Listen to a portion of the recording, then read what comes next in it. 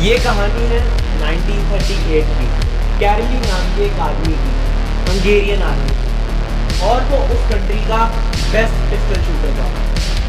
जितनी भी national championship हुई थी उस कंट्री में, उसको वो जीत चुका था। और सबको ऑलमोस्ट कंफर्म था कि 1940 में जो ओलंपिक्स होने वाले हैं उसमें गोल्ड मेडल कैरली को ही मिलेगा। और उसने सालों से ट्रेनिंग करी थी। उसका एक ही सपना था, एक ही फोकस था कि मुझे अपने इस हाथ को दुनिया का बेस्ट शूटिंग हैंड बनाना है, बेस्ट बनाना है, बेस्ट बनाना है। और वो कामयाब भी हो गया, उसने बना लिया बेस्ट शूटिंग हैंड। सिर्फ 2 साल का फर्क था। 1938 में एक आर्मी का ट्रेनिंग कैंप चल रहा था। क्योंकि वो आर्मी में था तो एक एक्सीडेंट हो गया। उसके उसी हाथ जिससे उसे गोल्ड मेडल जीतना था, उसमें एक हैंड ग्रेनेड फट गया और वो हाथ चला गया। जो उसका सपना था, फोकस था, सब खत्म। उसके पास 2 रास्ते थे। एक तो ये, वो पूरी जिंदगी रोता रहे और कहीं जाकर के छुप जाए, या अपना जो गोल था जिस पे उसने फोकस किया हुआ था उसको पकड़ करके रखे। तो उसने फोकस किया उस पे नहीं जो चला गया था, जो उसके पास अब नहीं था। उसने फोकस किया उस पे जो उसके पास था।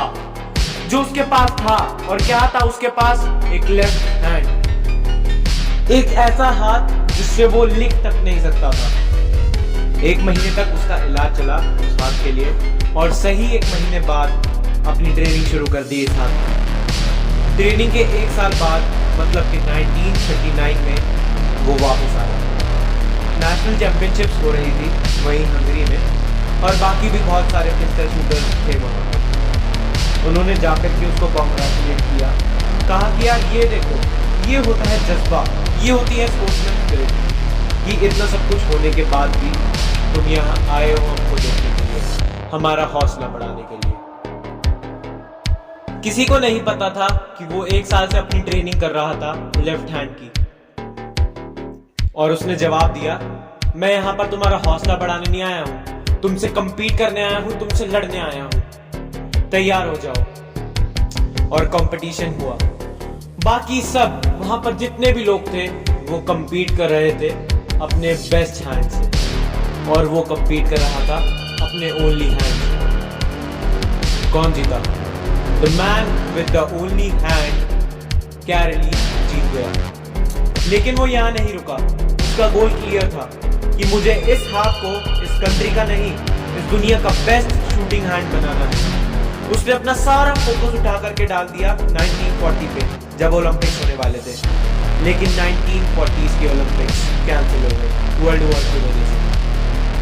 उसने अपना सारा फोकस उठा करके डाल दिया 1944 में जो ओलंपिक्स होने वाले थे उस पर। 1944 में जो ओलंपिक्स होने वाले थे वो भी कैंसिल हो गए वर्ल्ड वॉर की वजह से, फिर से कैंसिल। उसने अपना सारा फोकस उठा करके डाल दिया 1948 के ओलंपिक्स पे। 1938 में उसकी एज थी 28 साल। 1948 में उसकी एज हो चुकी थी 38 ईयर्स। और जो यंगर हैं, जो प्लेयर्स निकल कर आते हैं, उनसे compete करना मुश्किल हो जाता है। लेकिन मुश्किल नाम का शब्द तो उसकी डिक्शनरी में था ही नहीं। वो गया, पूरे वर्ल्ड के बेस्ट शूटर्स आए थे जो अपने बेस्ट हैंड से compete कर रहे थे, और वो compete कर रहा था अपने ओनली हैंड से। कौन जीता? The man with the only hand। लेकिन वो यहाँ भी नहीं रुका। 1952 ओलंपिक्स दोबारा compete किया, और इस बार गोल्ड मेडल कौन जीता? कैरली। 4 साल बाद दोबारा से, और पूरी की पूरी हिस्ट्री बदल कर रख दी ओलंपिक्स की। इस पर्टिकुलर कंपटीशन में उससे पहले किसी भी एथलीट ने लगातार 2 गोल्ड मेडल नहीं जीते थे। आप किसी भी लूजर के पास चले जाओ, उसके पास लिस्ट होगी बहानों की कि मैं इस वजह से फेल हुआ, इस वजह से कुछ नहीं कर पाया अपनी लाइफ में। बहुत लंबी लिस्ट है। और दूसरी तरफ विनर के पास चले जाओ, उसके पास में 1000 वजह होंगी वो ना करने की जो वो करना चाहता है, और सिर्फ एक वजह होगी वो करने की जो करना चाहता है, और वो कर जाएगा।